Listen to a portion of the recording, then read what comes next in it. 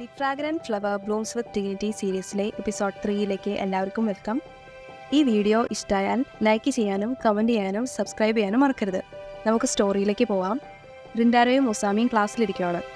എന്തൊരു ചൂടാണ്, എനിക്കിത് സർവൈവ് ചെയ്യാൻ പറ്റുമെന്ന് തോന്നണില്ല. റിൻഡാരോ അങ്ങനെ പറയുമ്പോൾ ഉസാമി സജസ്റ്റ് ചെയ്യും, സ്റ്റാഫ് റൂം വരെ ജസ്റ്റ് പോയിട്ട് വരാം, അവിടെ AC ഉണ്ടല്ലോ എന്ന്. അങ്ങനെ രണ്ടുപേരും കൂടി സ്റ്റാഫ് റൂമിലേക്ക് പോവുകയാണ്. ഉസാമി ആണെങ്കിൽ ആകെ ബോറടിച്ചിരിക്കുകയാണ്. ഫണ്ണായിട്ട് ചെയ്യാനൊന്നും ഇല്ലല്ലോ. അങ്ങനെ പറയുമ്പോഴാണ് അവൻ ഓർക്കുന്നത്, റിൻഡാരോ, ഈ മാസം സ്പോർട്സ് ഫെസ്റ്റിവൽ ഉണ്ട്, ഞാൻ അതിൻ്റെ കാര്യം അങ്ങ് മറന്നുപോയായിരുന്നു. അപ്പോൾ ഇനി നല്ല രസമായിരിക്കും, നമുക്ക് ഈ തവണ ജയിക്കണം. അങ്ങനെയൊക്കെ ഡിസ്കസ് ചെയ്ത് അവർ സ്റ്റാഫ് റൂമിലെത്തും. അപ്പോഴാണ് സാറ് പറയുന്നത്, രണ്ടാൾക്കും സ്പോർട്സിന് പാർട്ടിസിപ്പേറ്റ് ചെയ്യാൻ പറ്റുമെന്ന് എനിക്ക് തോന്നുന്നില്ല. മിഡ് ടേംസ് ഒക്കെ ഫെയിൽ ആവുന്നവർക്ക് യൂഷ്വലി സ്പോർട്സിന് പകരം സപ്ലിമെൻ്ററി എക്സാം ആണ് നടത്താറ്. പാവം ഉസാമി ആകെ ഷോക്കായി നിൽക്കുവാണ്. അവൻ പറയും, ഞങ്ങൾ അങ്ങനെ എക്സാമിന് ഇനിയും തോക്കുമെന്ന് സാറിന് എന്താ ഇത്ര ഉറപ്പ്? ഇത്തവണ ഞങ്ങൾ എന്തായാലും സെറ്റാക്കാം. അവസാനം അവൻ സാറിനെ കൊണ്ട് സമ്മതിപ്പിക്കും. ആള് പറയും, ഓക്കെ ഞാൻ സമ്മതിക്കുന്നു, റിവാർഡായിട്ട് നിങ്ങൾ സ്പോർട്സിന് എങ്ങാനും ജയിച്ചാൽ ഞാൻ ഐസ്ക്രീം വാങ്ങി തന്നിരിക്കും. അപ്പോൾ അവർക്കെല്ലാം സന്തോഷമാവും. പക്ഷേ ഇപ്പോൾ ഡയലോഗ് അടിച്ച പോലെയൊന്നുമല്ല. ക്ലാസ്സിൽ ചെന്നിട്ട് ഉസാമി ആകെ ടെൻഷനിലാണ്. ഇതിപ്പോൾ പാസ്സാവണമെങ്കിൽ ഒരു ദിവസം എത്ര മണിക്കൂർ പഠിക്കണം? എനിക്കാണെങ്കിൽ 10 മിനിറ്റ് പോലും ഫോക്കസ് ചെയ്ത് പഠിക്കാൻ പറ്റാറില്ല. അപ്പോൾ പിന്നെ ഞാനിനി എന്ത് ചെയ്യും? ഇത് കേൾക്കുമ്പോൾ അടുത്ത് നിൽക്കണ സാക്കു പറയും, നീ പാസ്സാവുന്നത് എനിക്കെങ്ങും തോന്നുന്നില്ല. ഉസാമി പെട്ടെന്ന് സാക്കുവിൻ്റെ അടുത്ത് നിന്നിട്ട് പറയും, എടാ എന്നെ ഒന്ന് പഠിക്കാൻ ഹെൽപ്പ് ചെയ്യടാ, നമ്മൾ കൂട്ടുകാരൊക്കെ അല്ലേ, എങ്ങനെയെങ്കിലും ഒന്ന് സെറ്റ് ചെയ്താ. അപ്പോൾ സാക്കു കലിപ്പിലി പറയും, പിന്നെ നോക്കിയിരുന്നോ, നിന്നെയൊക്കെ പഠിപ്പിക്കാൻ വേണ്ടി കഴിഞ്ഞ കൊല്ലം ഞാൻ കുറേ കഷ്ടപ്പെട്ടു, എന്നിട്ടും നീ ഫെയിലായി. നീ എന്ത് പറഞ്ഞാലും ഞാൻ ഈ തവണ ആ പരിപാടിക്കില്ല. ഈ സമയം അയാറ്റോ റിൻഡാരോൻ്റെ അടുത്ത് എന്നിട്ട് ചോദിക്കും, എടാ നിനക്ക് വല്ല പ്ലാനുണ്ടോ? അപ്പോൾ റിൻഡാരോ പറയും, ഒരു പ്ലാനും ഇല്ല, എനിക്ക് തോന്നുന്നത് ഞാൻ ഇത്തവണയും പൊട്ടുന്ന. നിനക്കെന്നെ ഒന്ന് പഠിപ്പിച്ചു തരാൻ പറ്റുമോ? അയാറ്റോ പറയും, എടാ പക്ഷേ എനിക്കാണെങ്കിൽ എല്ലാ പോർഷനൊന്നും അറിയില്ല, യൂഷ്വലി സാക്കു അല്ലേ പഠിപ്പിക്കാറ്, അവനോട് തന്നെ ചോദിച്ചു നോക്കേണ്ടി വരും.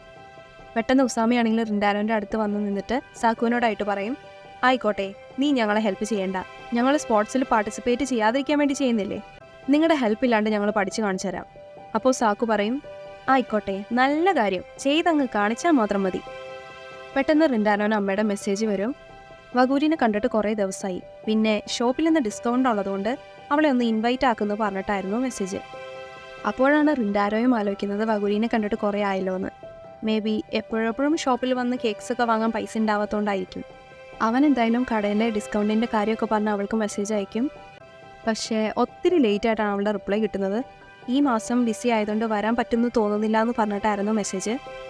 അവൾക്ക് അവളുടേതായ കുറേ കാര്യങ്ങളുണ്ടാവില്ലേ, അപ്പോൾ ഇനി കടയിലേക്ക് എക്സ്പെക്റ്റ് ചെയ്യണ്ട. അപ്പോൾ അവന് ചെറുതായിട്ട് വിഷമൊക്കെ ആയിട്ടുണ്ട്. ഞാനിപ്പോൾ അതിനെന്തിനാ സങ്കടപ്പെടുന്നേ? അങ്ങനെ ആലോചിച്ചുകൊണ്ടിരിക്കുമ്പോൾ പെട്ടെന്ന് ഉസാമി വന്നിട്ട് പറയും, നമുക്ക് എത്രയും പെട്ടെന്ന് ലൈബ്രറിയിലേക്ക് പോകണം. അങ്ങനെ റിൻഡാരോ ഉസാമി ലൈബ്രറിയുടെ ഫ്രണ്ടിലെത്തിയിരിക്കുകയാണ്. ഉസാമി പറയുവാണ്, നമ്മുടെ സ്കൂളിലെ ലൈബ്രറിയിൽ ഭയങ്കര ചൂടാണ്, അവിടെ ആണെങ്കിൽ AC ഇല്ല, അതുകൊണ്ടാണ് ഞാൻ ഈ ലൈബ്രറി ചൂസ് ചെയ്തത്. എന്തായാലും സാക്കുവിൻ്റെ ഹെൽപ്പില്ലാതെ നമുക്ക് ഇത്തവണ എക്സാം പാസ്സാവണം. റിൻഡാരോ പക്ഷേ ഇങ്ങനെ മനസ്സിൽ വിചാരിക്കും, സാക്കുവിനെ അവോയ്ഡ് ചെയ്യാൻ വേണ്ടി ഈ ലൈബ്രറി ചൂസ് ചെയ്തതാവാനാ ചാൻസ്. അങ്ങനെ അവസാനം രണ്ടുപേരും പഠിക്കാനൊക്കെ ആയിട്ട് പോയിരിക്കുകയാണ്. പക്ഷേ പിന്നീടാണ് അവർക്ക് ആ സത്യം മനസ്സിലാവുന്നത്. അവർക്ക് ഒരു ക്വസ്റ്റ്യൻ പോലും മര്യാദക്ക് സോൾവ് ചെയ്യാൻ പറ്റിയിട്ടില്ല. റിൻഡാരോ പറയും, എനിക്ക് തോന്നുന്നത് നമ്മൾ മിക്കവാറും സാക്കുവിൻ്റെ കാല് പിടിക്കേണ്ടി വരും എന്നാണ്. കഴിഞ്ഞ കൊല്ലം നമ്മളെ പഠിപ്പിച്ചത് സാക്കു ആണല്ലോ, കുറേ കഷ്ടപ്പെട്ടായിരുന്നു. അപ്പോൾ ഉസാമി പറയും, എടാ എനിക്കും സങ്കടമുണ്ട്, അവൻ നമ്മളെ ഇത്രയും കഷ്ടപ്പെട്ട് പഠിപ്പിച്ചിട്ട് നമ്മൾ വീണ്ടും ഫെയിലാവുമ്പോൾ. പക്ഷേ എനിക്ക് അറിയില്ല എന്താ ചെയ്യേണ്ടതെന്ന്. ഉസാമിയാണെങ്കിൽ ആകെ സങ്കടപ്പെട്ട് മേശയിൽ കിടക്കുകയാണ്. അപ്പോൾ റിൻഡാരോ പറയും, സാക്കു ചുമ്മാ പറയുന്നതില്ലേ, അവൻ നമ്മളെ ഹെൽപ്പ് ചെയ്യും, നമുക്കെല്ലാവർക്കും ഐസ്ക്രീം ഒരുമിച്ച് കഴിക്കണ്ടേ. സാക്കും സ്പോർട്സിൻ്റെ കാര്യത്തിൽ എക്സൈറ്റഡ് ആണ്. ഉസാമി ആണെങ്കിൽ കുറച്ച് സർപ്രൈസ്ഡ് ആവും. കാര്യം റിൻഡാരോ ഇത്ര പോസിറ്റീവായിട്ടും ക്ലോസ് ആയിട്ടൊക്കെ ആദ്യമായിട്ടാണ് സംസാരിക്കുന്നത്. എന്തായാലും അവൻ പെട്ടെന്ന് ബാഗൊക്കെ എടുത്ത് ചാടി എഴുന്നേക്കും. സാക്കുവും അവരും സ്കൂളിൽ തന്നെ ഉണ്ടാവും. ഞാൻ പെട്ടെന്ന് പോയി അവരോട് സോറിയൊക്കെ പറഞ്ഞ് അവരെ വിളിച്ചിട്ട് ഇങ്ങോട്ട് വരാം. എന്തായാലും റിൻഡാരോ, നീ കൂടി ഇത്തവണ ഉള്ളതുകൊണ്ട് നമ്മൾ ഈ സ്പോർട്സ് അടിച്ചു പൊളിക്കും. അങ്ങനെ ഉസാമി പോവുകയാണ്. റിൻഡാരോ ഈ ടൈമിൽ ലൈബ്രറിയിൽ ഇരുന്ന് ഇവർക്ക് വേണ്ടി വെയിറ്റ് ചെയ്യും. ഈ സമയം അങ്ങോട്ട് 2 പെൺകുട്ടികൾ വരുന്നുണ്ട്. അവർ ഒരുമിച്ചിരുന്ന് പഠിക്കാൻ വല്ല ഫ്രീ സീറ്റ് ഉണ്ടോ എന്ന് നോക്കുമായിരുന്നു. പക്ഷേ എല്ലാ സീറ്റും ഫില്ലായിരുന്നു.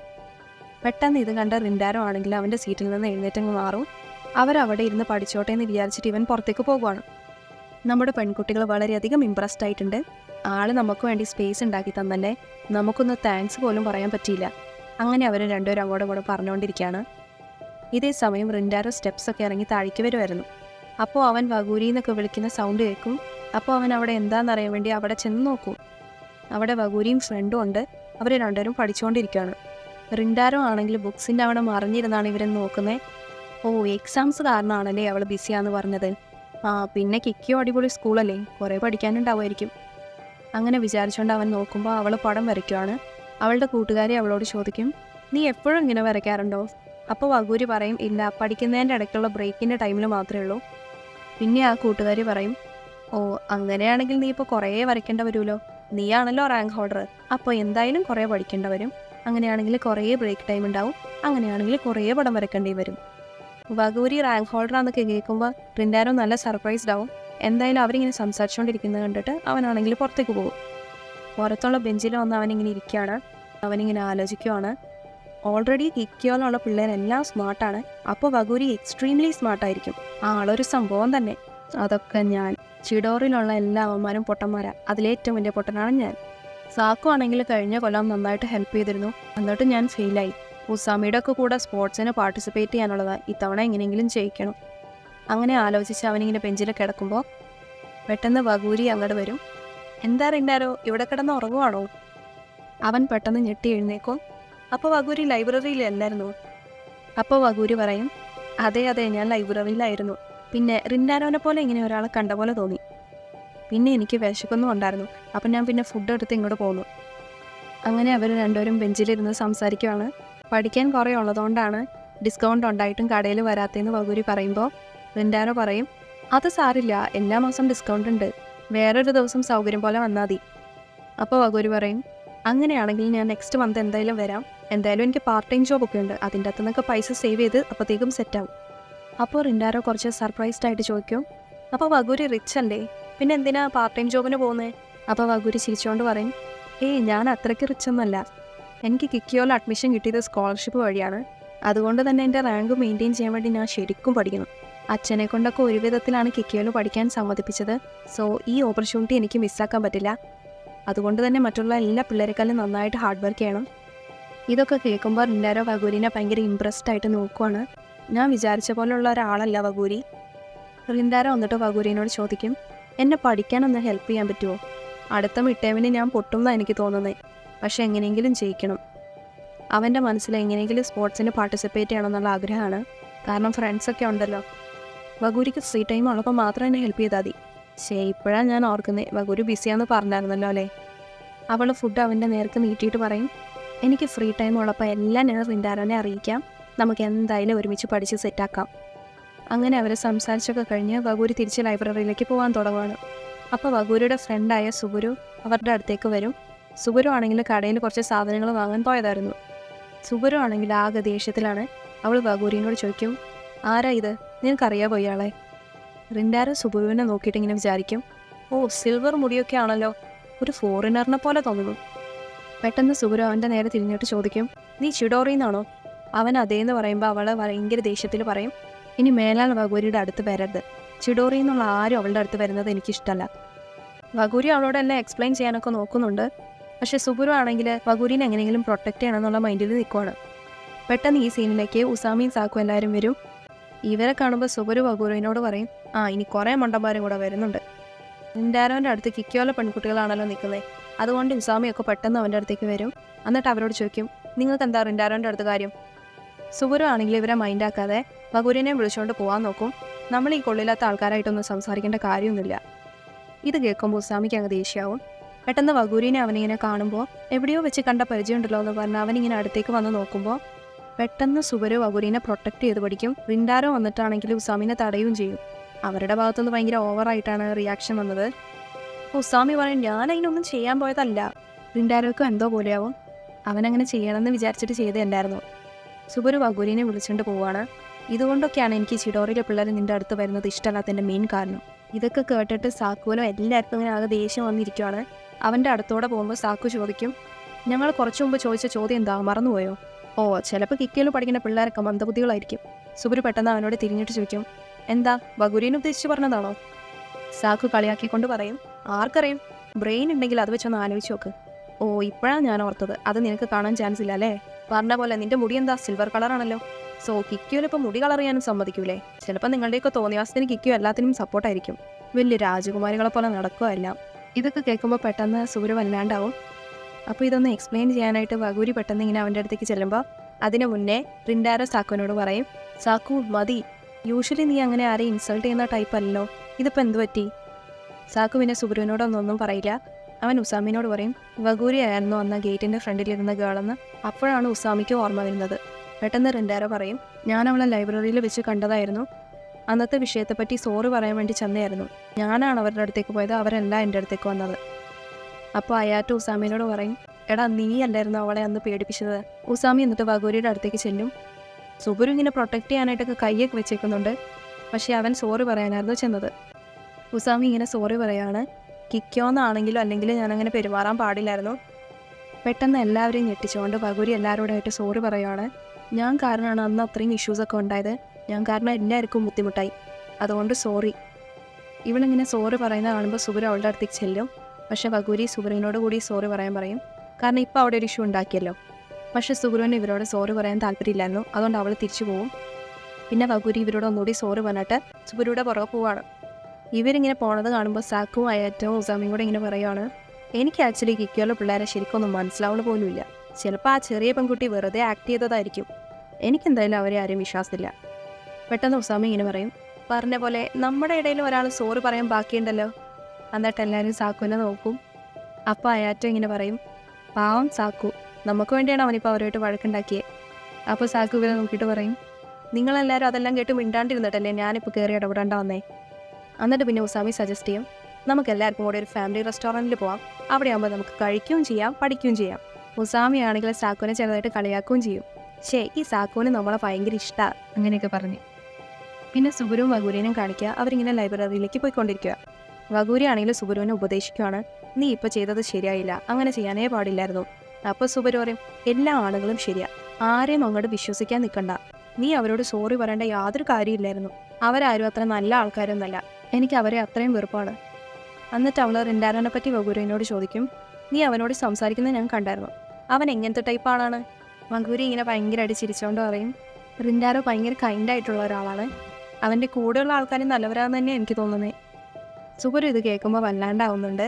പിന്നെ വഗൂരി അവളുടെ അടുത്ത് നിന്നിട്ട് വെക്കും, നീ എന്തേ വാങ്ങിച്ചുകൊണ്ട് വന്നിരിക്കുന്നേ? സ്നാക്സ് ആണല്ലോ. സുബുരു പറയും, പഠിക്കുന്ന ടൈമിൽ കഴിക്കാൻ വേണ്ടി വാങ്ങിയതാണ്. വഗൂരി അപ്പോൾ പറയും, ഇത് ലൈബ്രറി അല്ലേ, ഇവിടെ ഇതൊന്നും കഴിക്കാൻ സമ്മതിക്കില്ല എന്ന് നീ മറന്നുപോയോ? ഇങ്ങനെ അവർ സംസാരിച്ചുകൊണ്ടിരിക്കുമ്പോൾ പെട്ടെന്ന് അവരുടെ മറ്റേ കൂട്ടുകാരി വന്ന് ഇവരെല്ലാവരും വിളിക്കും പഠിക്കാൻ പോകാനായിട്ട്. ഇനി റിൻഡാരോ വീട്ടിലിരുന്ന് പഠിക്കുന്ന സീനാണ് കാണിക്കുന്നത്. അവൻ എത്ര ചെയ്തിട്ടും ക്വസ്റ്റ്യൻസ് ഒന്നും നല്ല രീതിയിൽ സോൾവ് ആക്കാനൊന്നും പറ്റുന്നില്ല. സാക്കു എന്നെ ശരിക്കും പഠിപ്പിച്ചതായിരുന്നു, എങ്ങനെയെങ്കിലും ഇത് പഠിച്ച് സെറ്റാക്കണം. അറ്റ്ലീസ്റ്റ് അവൻ പഠിപ്പിച്ച പോർഷൻസ് എങ്കിലും പഠിക്കണം. വഗൂരി ആണെങ്കിൽ അവന് പെട്ടെന്ന് മെസ്സേജ് അയക്കും, ഫ്രീ ആണോ എന്നൊക്കെ ചോദിച്ചിട്ട്. അവനാണെന്ന് പറയുമ്പോൾ പെട്ടെന്ന് അവൾ അവനെ വിളിക്കും. റിൻഡാരോന് ചെറുതായിട്ട് സന്തോഷമൊക്കെ ആവുന്നുണ്ട്. അവളിങ്ങനെ അവനോട് പറയുവാണ്, ഞാൻ ആക്ച്വലി ഫോൺ വിളിച്ചതിൻ്റെ കാര്യം ഇന്ന് നടന്ന സംഭവത്തെപ്പറ്റി സംസാരിക്കാനായിരുന്നു. സുബുരുവിൻ്റെ കാര്യത്തിൽ സോറി പറയാനായിട്ടായിരുന്നു. അവൾ ആക്ച്വലി കൈൻഡായിട്ടുള്ള ഒരാളാണ്. അപ്പോൾ റിൻഡാരോ പറയും, അത് സാരില്ല, എൻ്റെ ഫ്രണ്ട്സും പെട്ടെന്ന് ദേഷ്യം വരുന്ന ടൈപ്പാണ്, അവരുടെ കാര്യത്തിലും ഞാൻ സോറി പറയുക. അപ്പോൾ വഗൂരി പറയും, പിന്നെ സുബുരു ചെയ്തത് വെച്ച് നോക്കുമ്പോൾ അവരങ്ങനെ റിയാക്ട് ചെയ്തില്ലെങ്കിലേ അത്ഭുതമുള്ളൂ. ഞാൻ കാരണമാണല്ലോ പ്രശ്നം ഉണ്ടായത്, എന്നിട്ടും റിൻഡാരോ അത് ഏറ്റെടുത്തല്ലോ. ഞാൻ അങ്ങനെയൊന്നും ഉണ്ടാവുമെന്ന് ഒരിക്കലും വിചാരിച്ചിട്ടുണ്ടായിരുന്നില്ല, സോറി. അപ്പോൾ റിൻഡാരോ പറയും, അത് കുഴപ്പമൊന്നുമില്ല, അവൻ അത് ഓൾറെഡി മറന്നെന്ന്. വഗൂരി പറയും, ഇന്ന് എന്നെ ആക്ച്വലി പ്രൊട്ടക്റ്റ് ചെയ്തില്ലായിരുന്നു, അത് ഭയങ്കര കൂളായിരുന്നു. ഇത് കേൾക്കുമ്പോൾ നമ്മുടെ ചെക്കനാണെങ്കിൽ ബ്ലഷൊക്കെ ചെയ്യും. എന്നോട് ഇത് ആദ്യമായിട്ടാണ് ഒരാൾ ഞാൻ കൂളാന്നൊക്കെ പറയുന്നത്. പിന്നെ എന്താണെന്ന് മനസ്സിലാവുന്നില്ല, വഗൂരിയായിട്ട് എപ്പോൾ സംസാരിച്ചാലും എനിക്ക് എന്തോ ഒരു വിയേർഡ് ഫീലിംഗ് വരുന്നുണ്ട്, എന്താണോ എന്തോ. വഗൂരി അവനോട് പറയുവാണ്, നമ്മളിന്ന് ഒരുമിച്ച് പഠിക്കുന്ന കാര്യം പറഞ്ഞില്ലായിരുന്നു, ഞാൻ ഈ സാറ്റർഡേ ആക്ച്വലി ഫ്രീ ആണ്. പെട്ടെന്ന് അവൾ പറയും, അയ്യോ സോറി, ഞാൻ കുറച്ച് ഇൻഫോർമലായിട്ടാണ് സംസാരിച്ചത്, ഇനി മുതൽ ഞാൻ ശ്രദ്ധിച്ചോളാം. അപ്പോൾ റിൻഡാരോ ചോദിക്കും, അതെന്താ ഇത്ര പൊളൈറ്റായിട്ട് സംസാരിക്കുന്നതെന്ന്. അപ്പോൾ അവൾ പറയും, ഞാൻ ആക്ച്വലി നിങ്ങളുടെ കേക്ക് ഷോപ്പിലെ റെഗുലർ കസ്റ്റമർ അല്ലേ, അപ്പോൾ അങ്ങനെ കാഷ്വലായിട്ട് സംസാരിക്കാൻ പാടുണ്ടോ? അപ്പോൾ റിൻഡാരോന് ഇത്തിരി സങ്കടമാവും. അവൻ വിചാരിച്ചുകൊണ്ടിരുന്ന അവർ രണ്ടുപേരും അത്യാവശ്യം കമ്പനിയായി അങ്ങനെയാണ്. പക്ഷേ അവളിപ്പോൾ ഇങ്ങനെ കസ്റ്റമർ എംപ്ലോയി റിലേഷൻഷിപ്പ് ഇങ്ങനെ പറഞ്ഞപ്പോൾ അവന് പെട്ടെന്നൊരു ഡിസ്റ്റൻസ് വന്ന പോലെ തോന്നുവാണ്. അങ്ങനെ അവർ സംസാരിച്ച് അവരുടെ സാറ്റർഡേ ഉള്ള മീറ്റപ്പിന് വേണ്ടിയിട്ട് അസാഗി സ്റ്റേഷനിൽ വെച്ചിട്ട് കണ്ടുമുട്ടാമെന്ന് പ്ലാൻ ചെയ്യുകയാണ്. അങ്ങനെ ഫോൺ വയ്ക്കാൻ തുടങ്ങുമ്പോഴേക്കും റിൻഡാരോ പെട്ടെന്ന് ചാടിക്കയറി പറയും, എന്നോട് ആക്ച്വലി പൊളൈറ്റായിട്ട് സംസാരിക്കേണ്ട, ചുമ്മാ കാഷ്വലി സംസാരിക്കുന്നതാണ് എനിക്കിഷ്ടം. അത് കേൾക്കുമ്പോൾ വഗൂരിക്കും സന്തോഷമാവും, അവളും സമ്മതിക്കും. അങ്ങനെ അവർ ഫോൺ വയ്ക്കുവാണ്. റിൻഡാരോ ഇങ്ങനെ ആകെ ബ്ലഷ് ചെയ്തിട്ട് കിടക്കുക. വഗൂരിനോട് സംസാരിച്ചതൊക്കെ ശരിയായോ എന്നുള്ളൊരു ടെൻഷനിലൊക്കെയാണ് ആൾ. ഈ ഫോൺ വിളിക്കുന്ന ടൈമിലൊക്കെ വഗൂരിയുടെ ഫേസിനെ പറ്റിയായിരുന്നു റിൻഡാരോയുടെ ക്യൂരിയോസിറ്റി. അവൾ ചിരിക്കുവാണോ, എങ്ങനെയാണോ എക്സ്പ്രഷൻസ് എന്നൊക്കെ. ഇതേ സമയം വഗൂരിയും ഇങ്ങനെ ബ്ലഷൊക്കെ ചെയ്തിരിക്കുവാണ്. ഇത്രയും നേരം ഫോൺ വിളിച്ചുകൊണ്ടിരുന്നപ്പോൾ എൻ്റെ ഹാർട്ട് ഭയങ്കര റേസ് ആവുമായിരുന്നു. ഞാൻ ഈ കോളൊക്കെ വിളിക്കുമ്പോൾ ചിരിച്ചുകൊണ്ടിരിക്കുമെന്ന് അവനെങ്ങനെ മനസ്സിലായി കാണുമോ? അങ്ങനെയൊക്കെ ആലോചിച്ച് രണ്ടുപേരും ഇങ്ങനെ ഇരിക്കുകയാണ്. ഇനി നമ്മുടെ സുബരുവിൻ്റെ സീനാണ് കാണിക്കുന്നത്. സുബരു ആണെങ്കിൽ സുബരുവിൻ്റെയും വഗൂരിയുടെയും ചെറുപ്പത്തിലെ ഫോട്ടോ ഇങ്ങനെ നോക്കിയിരിക്കുകയാണ്. ആൾ നല്ല സങ്കടത്തിലാണ്. അങ്ങനെ എപ്പിസോഡ് 3 തീർന്നിരിക്കുകയാണ്. സുബരു എന്തിനാണ് സങ്കടപ്പെട്ടിരിക്കണേന്ന് അറിയെങ്കിൽ നമ്മൾ നെക്സ്റ്റ് എപ്പിസോഡ് കാണണം. അപ്പോൾ നമുക്ക് എപ്പിസോഡ് 4 നെക്സ്റ്റ് വീഡിയോയിൽ കാണാം.